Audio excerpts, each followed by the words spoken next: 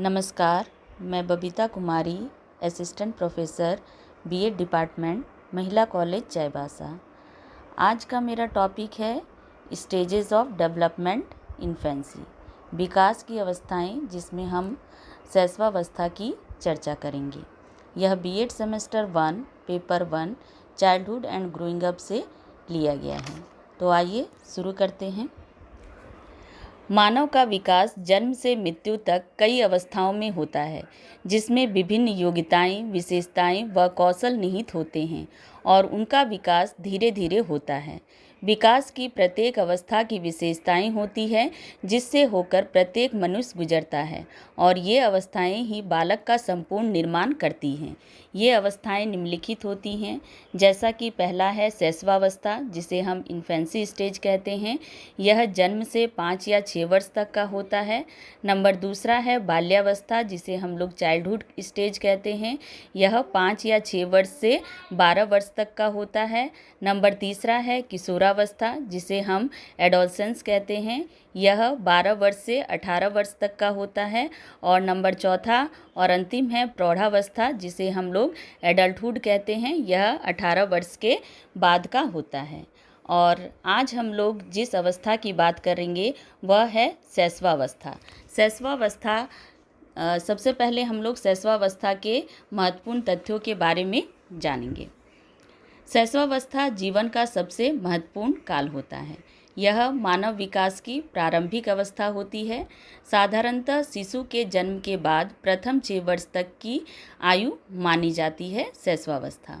विकास की सभी अवस्थाओं में शैशवावस्था का महत्व सबसे अधिक है, क्योंकि यह अवस्था ही वह आधार है जिस पर बालक के भावी जीवन का निर्माण किया जा सकता है। शैशवावस्था में बालक का शिशु रूप होता है, जो अपरिपक्व, दूसरों पर आश्रित व असहाय होता है। इस अवस्था में शिशु का जितना अधिक निरीक्षण व निर्देशन किया जाता है, उसका उतना ही अधिक सर्वोत्तम विकास होता है तथा वह भावी जीवन में उतनी ही उन्नति कर पाता है। शैशवावस्था के द्वारा जीवन का पूरा क्रम निर्धारित होता है। इसलिए क्रो एंड क्रो ने कहा है कि 20वीं शताब्दी को बालक की शताब्दी कहा जाता है।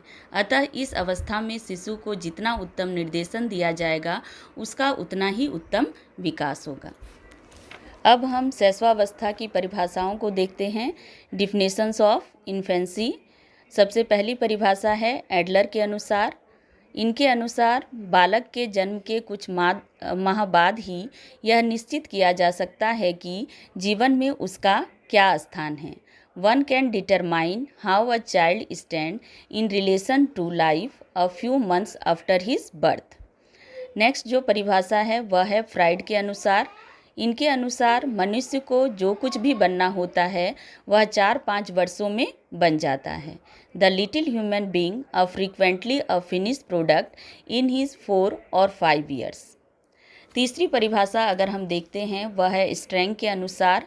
इनके अनुसार जीवन के प्रथम 2 वर्षों में बालक अपने भावी जीवन का शिलान्यास करता है।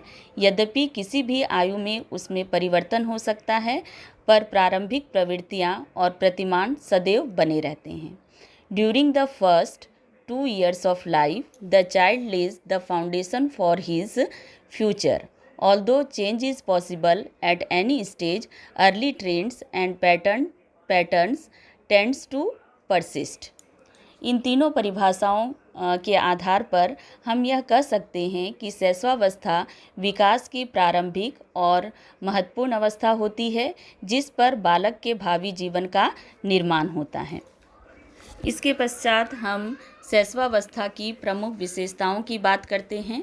Main characteristics of infancy. सबसे पहली विशेषता है वह है शारीरिक विकास में तीव्रता, रैपिडिटी इन फिजिकल डेवलपमेंट। दूसरा है मानसिक क्रियाओं में तीव्रता, रैपिडिटी इन मेंटल डेवलपमेंट। तीसरा है सीखने की प्रक्रिया में तीव्रता, rapidity in learning process. Number 4 है कल्पना की सजीवता, लाइव इमेजिनेशन। 5 है दूसरों पर निर्भरता, डिपेंडेंस ऑन अदर्स। और नंबर 6 है आत्म प्रेम की भावना, सेल्फ लव। शैशवावस्था की अगली विशेषता है नंबर 7 नैतिकता का अभाव, लैक ऑफ मॉरलिटी। नंबर 8 है मूल प्रवृत्तियों पर आधारित व्यवहार, इंस्टिंक्ट बेस्ड बिहेवियर। नंबर 9 है सामाजिक भावना का विकास, development of social feelings. Number 10 है दूसरे बालकों में रुचि या अरुचि, इंटरेस्ट और डिसइंटरेस्ट इन अदर्स। नंबर 11 है संवेगों का प्रदर्शन, एक्सप्रेशन ऑफ इमोशंस। नंबर 12 है काम प्रवृत्ति, सेक्स इंस्टिंक्ट। नंबर 13 है दोहराने की प्रवृत्ति, इंस्टिंक्ट ऑफ रिपीटिंग। नंबर 14 है जिज्ञासा की प्रवृत्ति, क्यूरियोसिटी टेंडेंसी। नंबर 15 है अनुकरण द्वारा सीखने की प्रवृत्ति, लर्निंग बाय डूइंग। और नंबर 16 है अकेले व साथ खेलने की प्रवृत्ति, लॉनलीनेस एंड ग्रेगियसनेस। इस वीडियो के द्वारा हम लोगों ने शैशवावस्था के बारे में जाना कि इसे जीवन का सबसे महत्वपूर्ण काल क्यों कहा जाता है, शैशवावस्था की परिभाषाओं के बारे में जाना और शैशवावस्था की विशेषताओं के बारे में जाना। नेक्स्ट वीडियो में हम लोग शैशवावस्था की जो विशेषताएं हैं इसके बारे में विस्तार पूर्वक चर्चा करेंगे। आज के लिए बस इतना ही। Thank you.